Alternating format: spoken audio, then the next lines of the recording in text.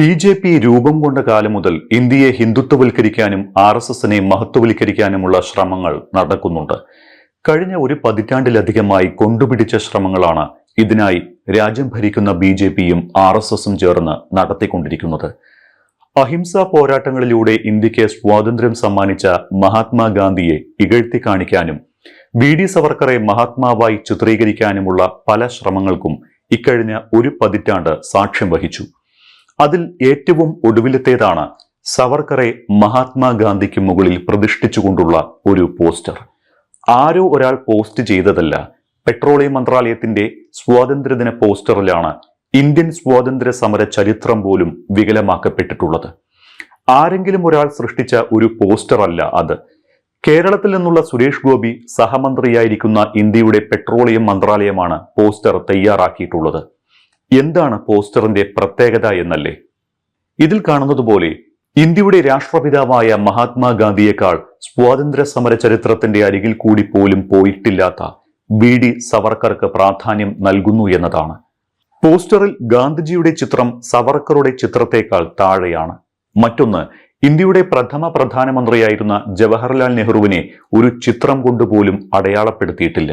സായുധ പോരാട്ടത്തിന് നേതൃത്വം നൽകിയ സുഭാഷ് ചന്ദ്രബോസിനെ ഏറ്റവും താഴെയായി ചെറിയൊരു ചിത്രം മാത്രമേ നൽകിയിട്ടുള്ളൂ.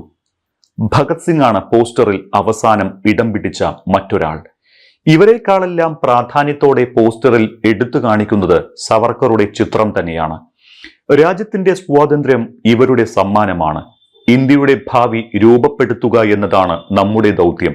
നമ്മുടെ രാജ്യത്തിന്റെ സ്വാതന്ത്ര്യം ആഘോഷിക്കുമ്പോൾ നമുക്ക് ഓർമ്മിക്കാം, ഐക്യത്തിലൂടെയും സഹാനുഭൂതിയിലൂടെയും പ്രവൃത്തിയിലൂടെയും നാം പരിപോഷിപ്പിക്കുമ്പോഴാണ് സ്വാതന്ത്ര്യം അഭിവൃദ്ധി പ്രാപിക്കുന്നത് എന്ന കുറിപ്പോടെയാണ് പെട്രോളിയം മന്ത്രാലയം ഔദ്യോഗിക X അക്കൗണ്ടിൽ ചിത്രം പങ്കുവച്ചിരിക്കുന്നത്. സവർക്കറെ മഹാത്മാഗാന്ധിക്കൊപ്പം രാഷ്ട്രപിതാവായി ചിത്രീകരിക്കാനുള്ള ശ്രമത്തിന്റെ ഭാഗമാണ് ഇതെന്ന് നമ്മൾ മനസ്സിലാക്കണം. എന്തിനാണ് സ്വാതന്ത്ര്യ സമര ചരിത്രത്തിൽ ഒരു പങ്കും വഹിച്ചിട്ടില്ലാത്ത സവർക്കറെ മഹാനാക്കുന്നത്? അത് പറയുമ്പോൾ ഇന്ത്യൻ സ്വാതന്ത്ര്യ സമര ചരിത്രത്തിൽ സവർക്കറുടെ പങ്ക് എന്താണ് എന്ന് അറിയണം.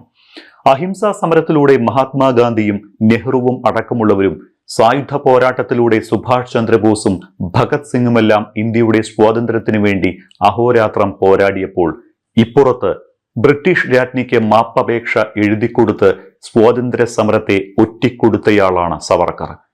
1911 1921 ഇടയ്ക്ക് 6 തവണയാണ് സവർക്കർ ബ്രിട്ടീഷുകാർക്ക് മാപ്പ് ചോദിച്ച് കത്തെഴുതിയത്. ഓർക്കണം, മഹാത്മാഗാന്ധി ഇന്ത്യൻ സ്വാതന്ത്ര്യ സമര ചരിത്രത്തിലേക്ക് പോലും വരുന്നതിന് മുൻപാണ് ഈ കത്തുകളെല്ലാം എഴുതപ്പെട്ടത്. നാസിക് ജില്ലാ കളക്ടറെ വെടിവെച്ചു കൊന്ന സംഭവത്തിൽ അതിനുപയോഗിച്ച പിസ്റ്റൾ ഇംഗ്ലണ്ടിൽ നിന്ന് ഇന്ത്യയിലേക്ക് കടത്തി എന്ന കുറ്റത്തിനാണ് 1910 ഡിസംബറിൽ സവർക്കറെ ജീവപര്യന്തം തടവിന് ശിക്ഷിച്ചത്. കൊലപാതകത്തിൽ സവർക്കറുടെ എല്ലാ പങ്കും തെളിഞ്ഞതിനാൽ 1911 ഒരു ജീവപര്യന്തം കൂടി വിധിച്ച് ഇരട്ട ജീവപര്യന്തമാക്കി. അന്ന് ഒരു ജീവപര്യന്തം എന്നാൽ 25 വർഷമാണ്. അങ്ങനെയെങ്കിൽ സവർക്കർ 50 വർഷം ജയിലിൽ കഴിയേണ്ടി വരുമായിരുന്നു. ആ ഘട്ടത്തിലാണ് 1911 28ാമത്തെ വയസ്സിൽ സവർക്കർ മാപ്പ് ചോദിച്ചുകൊണ്ട് ആദ്യത്തെ കത്തെഴുതുന്നത്. 1913 എന്റെ മാർഗം തെറ്റായിരുന്നു, മുള്ളു നിറഞ്ഞ പാതയാണ് ഞാൻ തെരഞ്ഞെടുത്തത്, അതിൽ ഞാൻ ഖേദിക്കുന്നു എന്ന് എഴുതി താണുകേണുകൊണ്ടുള്ള രണ്ടാമത്തെ മാപ്പപേക്ഷാ കത്തും എഴുതി. ഖേദപ്രകടനം മാത്രമായിരുന്നില്ല രണ്ടാമത്തെ കത്തിന്റെ ആധാരം.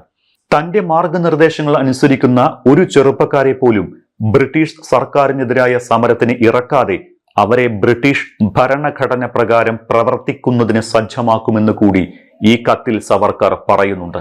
1914 ഒന്നാം ലോകമഹായുദ്ധകാലത്ത് അന്നത്തെ ലോകരാഷ്ട്രീയത്തിന്റെ പശ്ചാത്തലത്തിൽ തന്നെ മോചിപ്പിക്കണമെന്ന് ആവശ്യപ്പെടുന്നതായിരുന്നു മൂന്നാമത്തെ കത്ത്. 1917 ഇന്ത്യ ഗവൺമെന്റിനെ കത്തെഴുതുമ്പോൾ തനിക്കൊപ്പം മറ്റ് രാഷ്ട്രീയ തടവുകാരെ കൂടി വിട്ടയക്കണമെന്ന ഒരു ഉപാധി കൂടി അദ്ദേഹം മുന്നോട്ട് വെക്കുകയും ചെയ്യുന്നു. മൂന്നാമത്തെ കത്തിന് മറ്റൊരു പ്രത്യേകത കൂടിയുണ്ട്. ഭാവിയിൽ സവർക്കർ കൈക്കൊണ്ട ഹിന്ദുത്വയുടെ ഒരു സൂചന ഈ കത്തിലുണ്ട്. ഒപ്പം ഹിന്ദു മുസ്ലിം വേർതിരിവും ഇതിലുണ്ട്. ഈ കത്ത് മുതലാണ് മുസ്ലിങ്ങളെ ശത്രുക്കളായി കാണുന്ന ഹിന്ദുത്വയിൽ സവർക്കർ കൂടുതലായി ശ്രദ്ധിക്കുന്നത്. ബ്രിട്ടീഷുകാർക്കൊപ്പം ചേർന്ന് മുസ്ലിങ്ങൾക്കെതിരെ യുദ്ധം ചെയ്യാൻ ഹൈന്ദവ ചെറുപ്പക്കാരെ സജ്ജമാക്കാം എന്നുകൂടി സവർക്കർ പറഞ്ഞു വെക്കുന്നുണ്ട്. ഇതിനുശേഷം 1920-ലും 21-ലും ഓരോ കത്തുകൂടി അദ്ദേഹം എഴുതുന്നുണ്ട്. 1920 കാലത്ത് ഗാന്ധി ഇന്ത്യയിലെത്തിയതിനു ശേഷം സവർക്കറുടെ ഇളയ അനിയൻ നാരായൺ റാവു ഗാന്ധിജിക്ക് തന്റെ സഹോദരങ്ങളുടെ മോചനം ആവശ്യപ്പെട്ട് അപേക്ഷ നൽകിയിരുന്നു. 1920-ൽ യങ് ഇന്ത്യയിൽ ഗാന്ധിജി എഴുതിയ ലേഖനത്തിലും ബ്രിട്ടീഷ് സർക്കാർ മോചിപ്പിക്കുന്ന രാഷ്ട്രീയ തടവുകാരുടെ കൂട്ടത്തിൽ സവർക്കർ സഹോദരന്മാരെ കൂടി ഉൾപ്പെടുത്തണം എന്ന് മാത്രമാണ് എഴുതുന്നത്. അന്ന് നാരായൺ റാവുവിനോട് എല്ലാ വിശദാംശങ്ങളും ചേർത്ത് മെമ്മോറാണ്ടം തയ്യാറാക്കി സമർപ്പിക്കൂ എന്ന് ആവശ്യപ്പെട്ടതിനെ ഗാന്ധി മാപ്പപേക്ഷയ്ക്ക് നിർബന്ധിച്ചു എന്ന തരത്തിൽ പറയുന്നത് അങ്ങേയറ്റം വസ്തുതാവിരുദ്ധമാണ്. ഇനി ഇന്നത്തെ പ്രധാനമന്ത്രി നരേന്ദ്രമോദിയുടെ സ്വാതന്ത്ര്യദിന സന്ദേശത്തിലേക്ക് വരാം. പ്രസംഗത്തിൽ മോദി നടത്തിയ RSS പരാമർശം പുതിയ ചർച്ചകൾക്ക് വഴിവെച്ചിരിക്കുകയാണ്.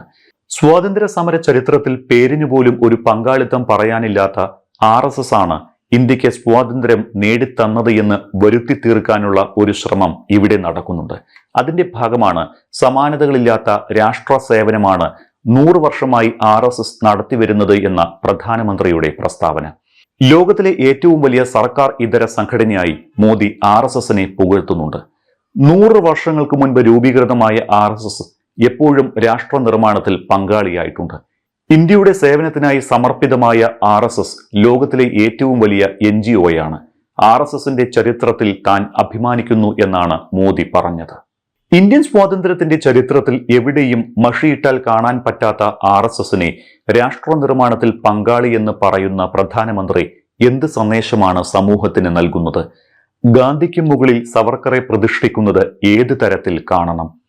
എല്ലാത്തിനും ഒറ്റ ഉത്തരമേ ഉള്ളൂ.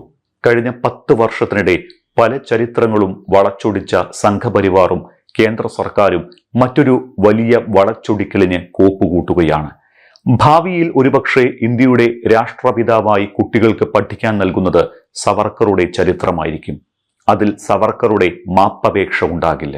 പകരം ഹിന്ദുത്വാണികളെ ആവേശം കൊള്ളിക്കുന്ന സവർക്കറെ കുറിച്ചുള്ള ചരിത്രങ്ങളായിരിക്കാം.